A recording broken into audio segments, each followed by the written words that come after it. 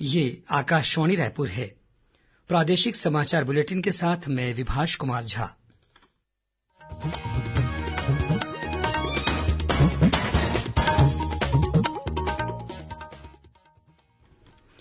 और अब पेश है आज के मुख्य समाचार। खैरागढ़ विधानसभा उपचुनाव के लिए हुए मतदान में मतदाताओं ने दिखाया जबरदस्त उत्साह। करीब 80% मतदान होने की खबर। राष्ट्रीय पंचायत दिवस पर इस बार छत्तीसगढ़ को 12 राष्ट्रीय पुरस्कार मिलेंगे। बस्तर में रेल सुविधाओं के विस्तार की मांग को लेकर सर्व समाज के आंदोलनकारी 173 किलोमीटर की पदयात्रा पूरी करने के बाद अंतागढ़ से आज जगदलपुर पहुंचे और छत्तीसगढ़ से हज यात्रा पर जाने के इच्छुक आवेदक 20 अप्रैल तक ऑनलाइन आवेदन कर सकते हैं।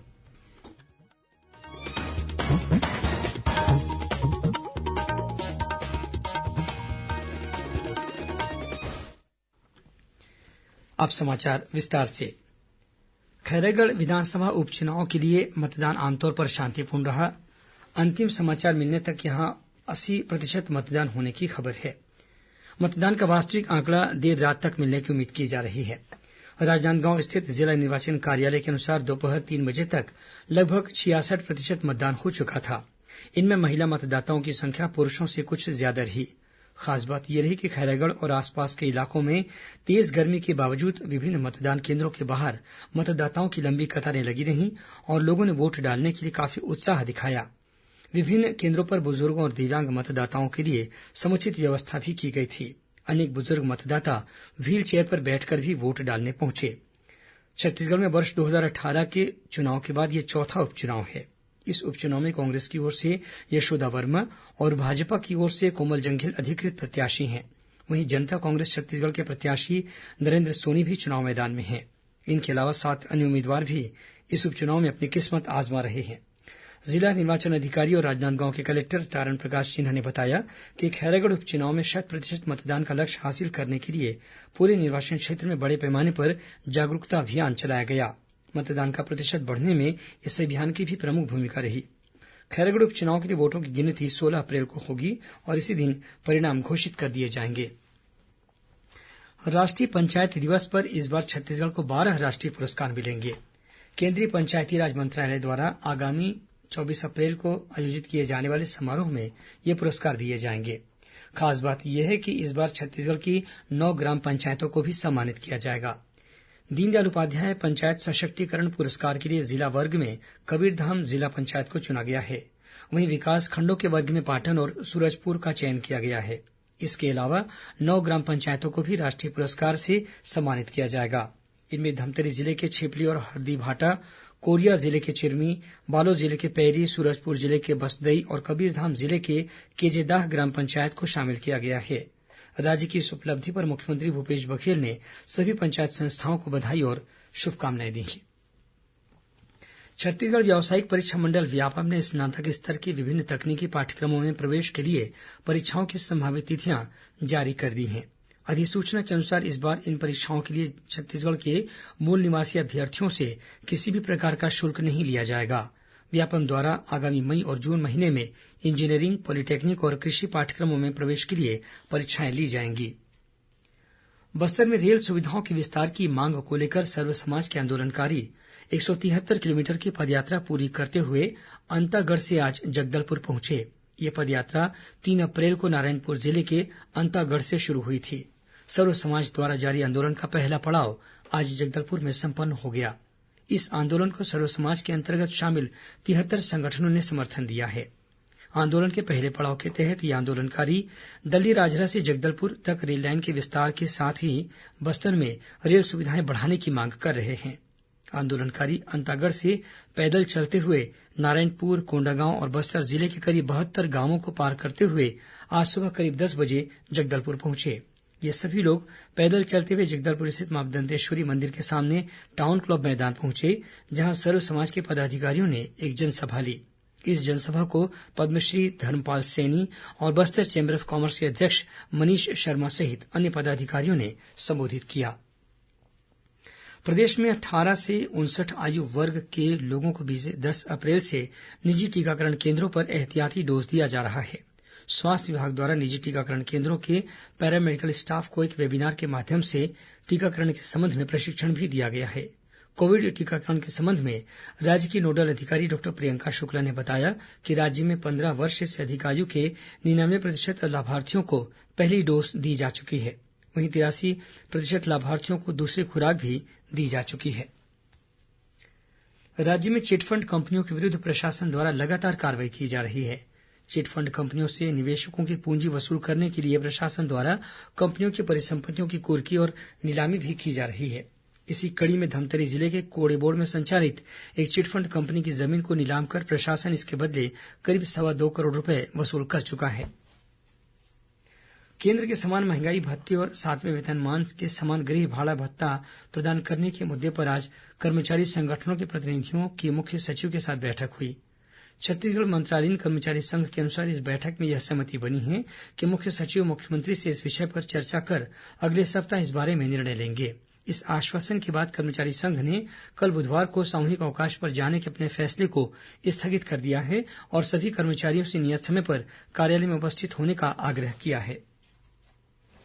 प्रादेशिक समाचार आप आकाशवाणी रायपुर से सुन रहे हैं।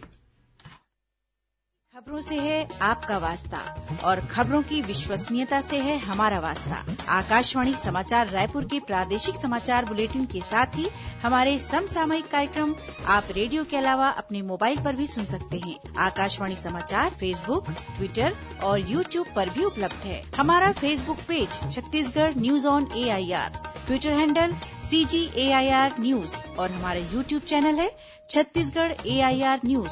तो अब रेडियो के साथ ही आपके मोबाइल के जरिए भी हम पहुंच रहे हैं आप तक। छत्तीसगढ़ की हर खबर के लिए सुनते रहिए आकाशवाणी समाचार। और अब आगे बढ़ते हैं बाकी के समाचारों की ओर।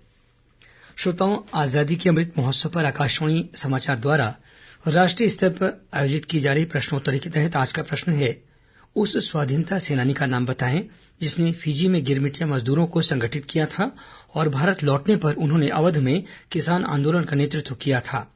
श्रोता अपने उत्तर व्हाट्सएप नंबर 8826546262 पर या ईमेल आईडी amritmahotsav@prasarbharati.gov.in पर भेज सकते हैं। इस प्रतियोगिता के लिए एक भाग्यशाली प्रतिभागी को विजेता चुना जाएगा और कल के समाचार प्रभात में उनके नाम की घोषणा की जाएगी। विजेता को प्रमाण पत्र और सांकेतिक पुरस्कार दिया जाएगा।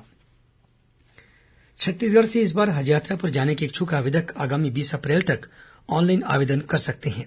छत्तीसगढ़ राज्य हज कमेटी के अध्यक्ष मोहम्मद असलम खान ने बताया कि केंद्र सरकार के प्रपत्र के अनुसार हज यात्रियों की उम्र 65 वर्ष या इससे कम होनी चाहिए। साथ ही आवेदकों को कोविड टीकाकरण की दोनों डोज का प्रमाण पत्र प्रस्तुत करना होगा। इसके अलावा प्रस्थान के 72 घंटों के भीतर किए गए RT-PCR टेस्ट की निगेटिव रिपोर्ट भी प्रस्तुत करना आवश्यक होगा। प्रदेश में सड़क दुर्घटनाओं को रोकने के लिए सड़क सुरक्षा उपायों का कड़ाई से पालन कराया जाएगा। मुख्य सचिव अमिताभ जैन ने समीक्षा बैठक में कहा कि दुर्घटनाओं को रोकने के लिए शासकीय वाहन चालकों का नियमित रूप से स्वास्थ्य परीक्षण कराया जाएगा। उन्होंने कहा कि शासकीय वाहन चालकों को सड़क सुरक्षा के ब्रांड एम्बेसडर के रूप में प्रदर्शित किया जाएगा। यातायात जागरूकता के कार्यक्रमों में NCC, स्काउट और गाइड के कैडेटों की सेवाएं भी दी जाएंगी। दुर्घटनाओं को रोकने में सार्वजनिक परिवहन सेवाओं की भूमिका को देखते हुए सिटी बस सेवा दोबारा शुरू करने के प्रयास किए जाएंगे। मुख्य सचिव ने कहा कि घायलों के त्वरित इलाज के लिए विभिन्न अस्पतालों के ट्रॉमा सेंटरों को और आधुनिक बनाया जाएगा। इसके अलावा शासकीय और निजी एम्बुलेंस की उपलब्धता के लिए पोर्टल बनाया जाएगा। कोरिया जिले में अपराध नियंत्रण के अभियान में पुलिस का सहयोग करने वाली स्वयंसेवी महिलाओं को सम्मानित किया गया। जिले के पुलिस अधीक्षक प्रफुल्ल ठाकुर ने बैकुंठपुर जिला मुख्यालय में आयोजित एक विशेष कार्यक्रम में इन महिलाओं को प्रशस्ति पत्र देकर सम्मानित किया। इस अवसर पर पुलिस अधीक्षक ने कहा कि अपराध मुक्त समाज बनाने के प्रयास में इन महिलाओं ने जिला पुलिस को अपनी अहम भूमिका से सहयोग प्रदान किया है। नारायणपुर स्थित रामकृष्ण मिशन आश्रम और भिलाई इस्पात संयंत्र द्वारा नारायणपुर में सेल खेल मेला कल से शुरू हुआ। भिलाई इस्पात संयंत्र के निदेशक KK सिंह ने इस मेले का शुभारंभ किया। रामकृष्ण मिशन आश्रम के सचिव स्वामी व्याप्तानंद जी महाराज ने कार्यक्रम की अध्यक्षता की। कोरोना महामारी के कारण इस खेल मेले का आयोजन पिछले 2 वर्षों के दौरान नहीं हो सका था। इस खेल मेले के दौरान स्थानीय बच्चों और युवाओं के लिए विभिन्न स्पर्धाओं के आयोजन किए जा रहे हैं। बेमेतरा जिले के नांदघाट क्षेत्र में आज छत्तीसगढ़ विधानसभा के अध्यक्ष डॉक्टर चरणदास महंत के काफिले में शामिल पायलटिंग वाहन की चपेट में आने से मोटरसाइकिल सवार एक व्यक्ति की मौके पर ही मौत हो गई। डॉक्टर महंत का काफिला बिलासपुर से रायपुर आ रहा था, तभी नांदघाट के पास यह हादसा हुआ। मृतक नांदघाट थाना क्षेत्र के करमसेन गांव का निवासी था। और पेश है मौसम का हाल। प्रदेश में इन दिनों उत्तर से उत्तर पश्चिम और दक्षिण से दक्षिणी हवा का आगमन लगातार जारी है। इसके चलते कल भी राज्य के कुछ स्थानों पर हल्की वर्षा होने या गरज चमक के साथ छींटे पड़ने की संभावना है। अब कुछ खबरें संक्षेप में सुन लीजिए। राज्य सरकार ने पिछड़े वर्गों और आर्थिक रूप से कमजोर वर्गों के सर्वेक्षण की अंतिम तिथि बढ़ाकर 25 अप्रैल कर दी है। राज्य स्तरीय किसान मेला बिलासपुर के साइंस कॉलेज मैदान में कल से शुरू हो रहा है। 15 अप्रैल तक चलने वाले इस 3 दिवसीय मेले का शुभारंभ मुख्यमंत्री भूपेश बघेल करेंगे।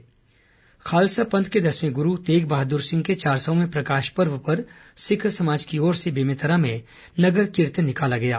पंच प्यारों ने इस नगर कीर्तन की अगुवाई की। दुर्ग स्थित हेमचंद यादव विश्वविद्यालय में सेमेस्टर परीक्षाओं के लिए ऑनलाइन आवेदन पत्र 18 से 28 अप्रैल तक भरे जाएंगे। सुकमा जिले के बड़ेसट्टी गांव में उद्योग मंत्री कवासी लखमा ने आज 10 करोड़ रुपए के विभिन्न विकास कार्यों का लोकार्पण और शिलान्यास किया।